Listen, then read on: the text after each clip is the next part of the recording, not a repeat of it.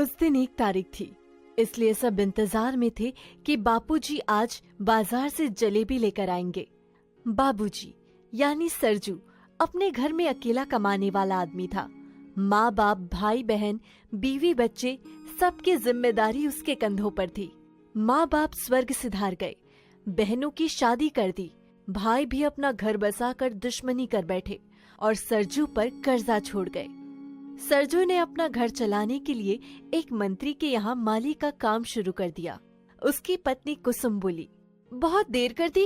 राघव और रौनक कब से आस लगाए बैठे थे कि बाबूजी जलेबी लाएंगे, और महक वो तो गली में जाकर 50 बार चक्कर लगाई है कि अभी बाबूजी नहीं आए। पता नहीं अब कहाँ चली गई है। सरजू ने मुस्कुराते हुए कहा, उड़कर थोड़ी ना आया हूँ, रास्ते में साइकिल पंचर हो गई थी जिससे थोड़ी देर हो गई। बाहर घंटी बजा दी है, जहाँ भी होंगे दौड़कर चले आएंगे।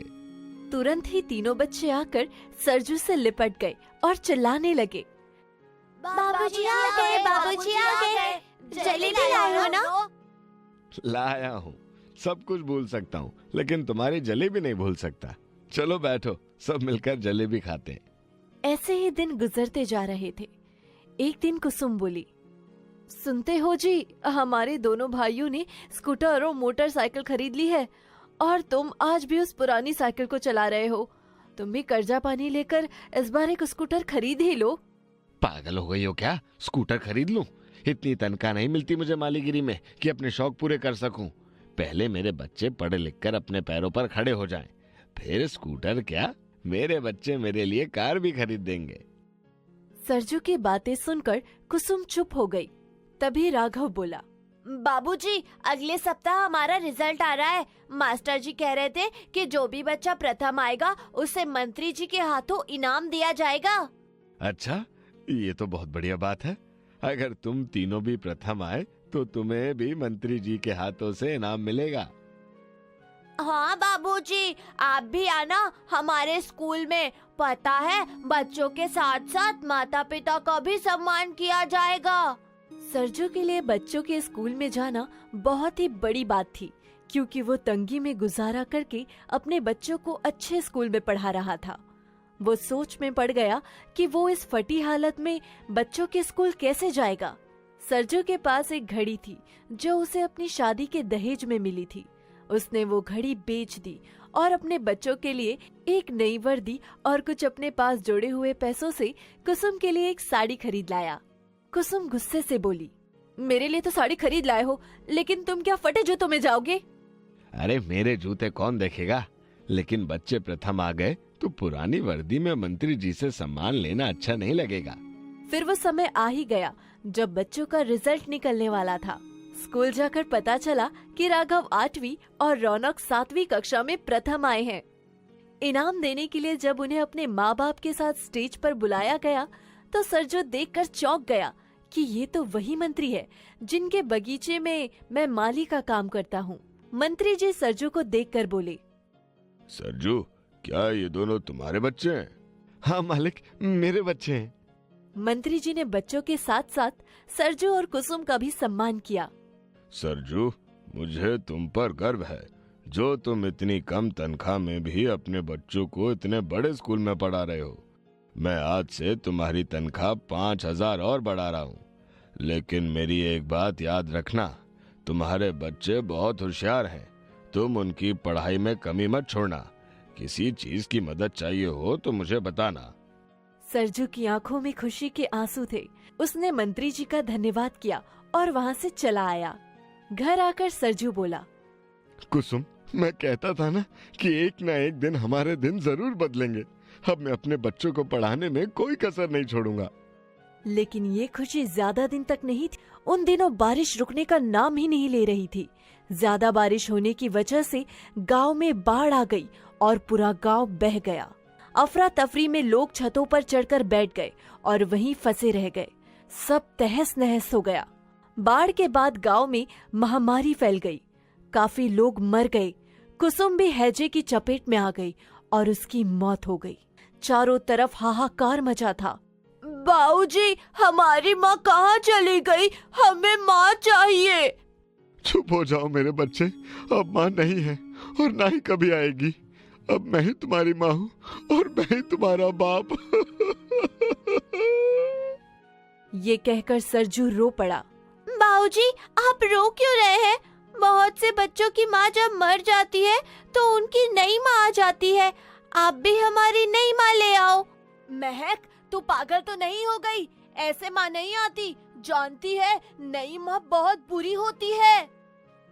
यूं तो सरजू बच्चों के लिए दूसरी माँ ला सकता था, मगर वो जानता था कि दूसरी माँ उसके बच्चों को कभी प्यार नहीं दे पाएगी। सरजू सब कुछ भूलकर अपने बच्चों की परवरिश में लग गया। अब उसका एक ही मकसद था, अपने बच्चों को काबिल बनाना। इसलिए उसने रात के समय गार्ड की नौकरी करनी शुरू कर दी। अपने बच्चों के लिए उसने अपनी नींद और चैन सब कुर्बान कर दिया।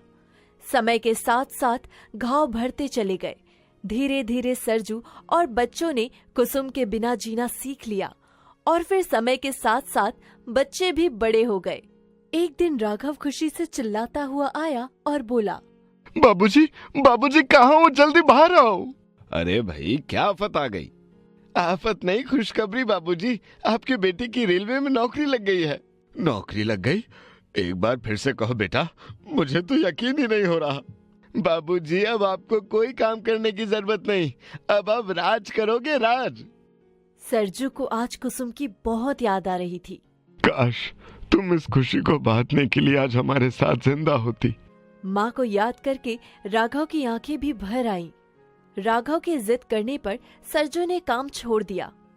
राघव, जब से तुम्हारी नौकरी लगी है तब से कोई ना कोई तुम्हारा रिश्ता लेकर आ रहा है। मैं सोच रहा हूँ कि आखिर कब तक तुम्हें खाना बनाकर खिलाता रहूंगा। अब कहीं लड़की देख लेनी चाहिए। बाबूजी, लड़की तो मैंने देख ली है। सोच रहा हूँ कि पहले महक की शादी कर दें, हमारा तो उसके बाद भी देखा जाएगा। कह तो सही रहे हो बेटा। ठीक है, तो मैं पहले महक के रिश्ते की बात करता हूँ। वैसे भी इस साल उसकी ग्रेजुएशन हो ही जाएगी। बस रौनक का काम और लग जाए तो मैं गंगा नहाऊं। बाबूजी, आप हमारी चिंता मत करो, पहले महक के लिए लड़का देखो। जब से राघव की नौकरी लगी थी तब से लोग उन्हें अच्छी नजर से देखते थे। सबको लगता था कि अब उनके दिन बदल गए और वे अमीर होने लगे हैं। इसलिए महक के लिए लड़का ढूंढने में ज्यादा दिक्कत नहीं हुई। महक को जल्द ही एक अच्छा लड़का मिल गया और उसकी शादी हो गई। सरजू अपने ख्यालों में खोया हुआ था कि रौनक आया और उसके पीछे से सरजू के गले लगकर बोला, बाबूजी मुबारक हो, आपका बेटा बैंक अधिकारी बन गया है। क्या तुम सच में? हे भगवान, मैं इतनी सारी खुशियां एक साथ बर्दाश्त नहीं कर पाऊंगा, मुझे थोड़ी हिम्मत दे। आज मैं बहुत खुश हूँ बेटा, तुम दोनों ने मेरा सीना गर्व से चौड़ा कर दिया। मैंने जरूर कुछ अच्छे कर्म किए होंगे जो मुझे तुम्हारे जैसे बेटे मिले। कुछ देर बाद राघव सिमरन के साथ गले में माला डालकर अंदर आता हुआ दिखाई पड़ा। अरे बेटा, ये सब क्या है? बाबूजी, हमने शादी कर ली है। सिमरन के पिताजी ये शादी कभी नहीं होने देते, इसलिए मैंने कोर्ट में जाकर शादी कर ली। ऐसे कैसे राजी नहीं होते? मैं मना लेता, इतनी जल्दबाजी करने की क्या जरूरत थी? बाबूजी, मेरे पिताजी बहुत अमीर है, इसलिए उन्हें राघव बिल्कुल पसंद नहीं है। आप क्या, उन्हें कोई नहीं मना सकता? आप टेंशन ना लो, उनकी मैंने थाने में एप्लीकेशन लगा दी है, वो हमें कभी कोई नुकसान नहीं पहुंचाएंगे। यहाँ भी सरजू ने समझौता कर लिया और सिमरन को बहू स्वीकार कर लिया। अब बचा रौनक। रौनक कोई गलत कदम ना उठा दे, इसलिए सरजू ने उसकी शादी जल्द ही शिवानी से कर दी। सरजू को लगता था कि अब वो दुनिया का सबसे खुशकिस्मत इंसान है। एक दिन उसने चारों बहू बेटों को बात करते सुना। मुझे तो बाबूजी से पहले दिन से ही दिक्कत है, जब देखो रसोई में भागते रहते हैं, बस कोई बहाना चाहिए। सिमरन, बाबूजी ने माँ के बाद से ही रसोई का सारा काम खुद किया है, इसलिए उन्हें रसोई का काम करने की आदत है। देखा नहीं, खांसी उठती है, फिर भी पानी पीकर जूठा गिलास सभी बर्तनों के पास रख देते हैं। भाभी सही कह रही है भैया, घर में छोटे छोटे बच्चे हैं, लेकिन उन्हें क्या, उन्हें तो सिर्फ बच्चों को गोद में उठाना है। अगर बच्चों को इन्फेक्शन हो गया तो उनका क्या बिगड़ेगा? पूरे दिन घर में पड़े टीवी देखते रहते हैं, काम न काज के, दुश्मन अनाज के। सब्जी लेने भेजती हूँ तो पैसों का हिसाब ही नहीं देते, सब इन्हीं की पॉकेट में जाता है। दे देते होंगे बेटी को, और क्या। यहाँ ये लोग इतनी मेहनत करते हैं, लेकिन इन्हें तो अपनी पॉकेट भरनी होती है। इन्हें क्या पता कि कितनी मेहनत करते हैं पैसा कमाने के लिए। भैया, जब बाबूजी की वजह से घर में इतनी प्रॉब्लम हो रही है तो उन्हें ओल्ड एज होम भेज देते हैं। कह तो सही रहा है रौनक, लेकिन अब ये बात बाबूजी को पता नहीं चलनी चाहिए। ये क्या हो गया?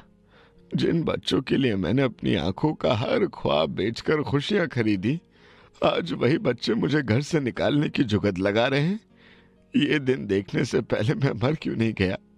काश उस महामारी में कुसुम के साथ मैं भी चला गया हो। सरजू वहाँ से चुपचाप जाकर पार्क में बैठ गया और सोचने लगा कि क्या करना चाहिए। वो उस दिन घर नहीं आया। शाम के समय वो घर गया और सबको बुलाया।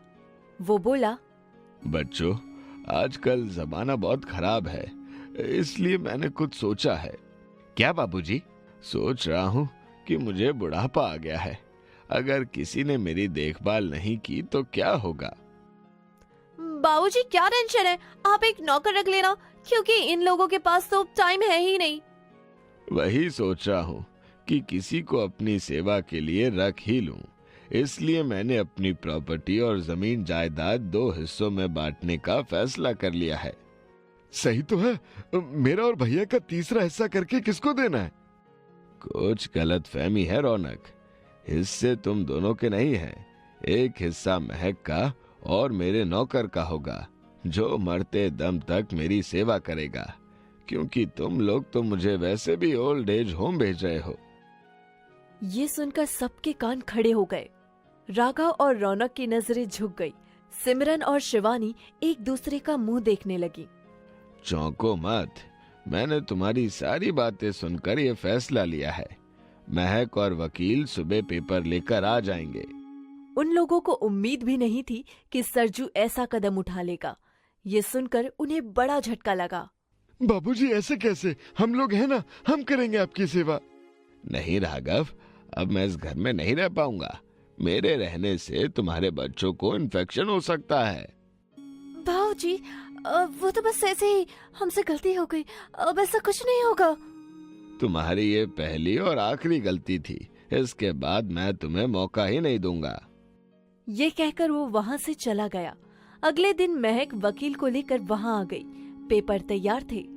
रौनक, राघव और उनकी बीवियों ने बहुत कोशिश की, लेकिन वो लोग सरजू को नहीं रोक सके।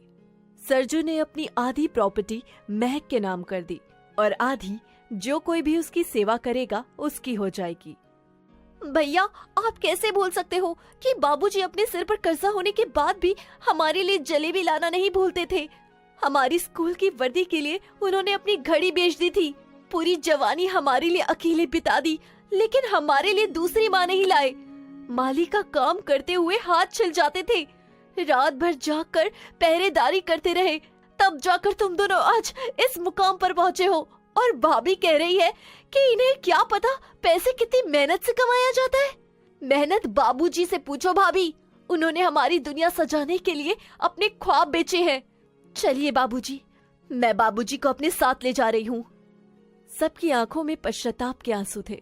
उन्हें एहसास हो चुका था कि वो लोग गलत हैं। लाख रोकने पर भी सरजू नहीं रुका और महक के साथ चला गया और उसके बहू बेटे आंसू बहाते रह गए।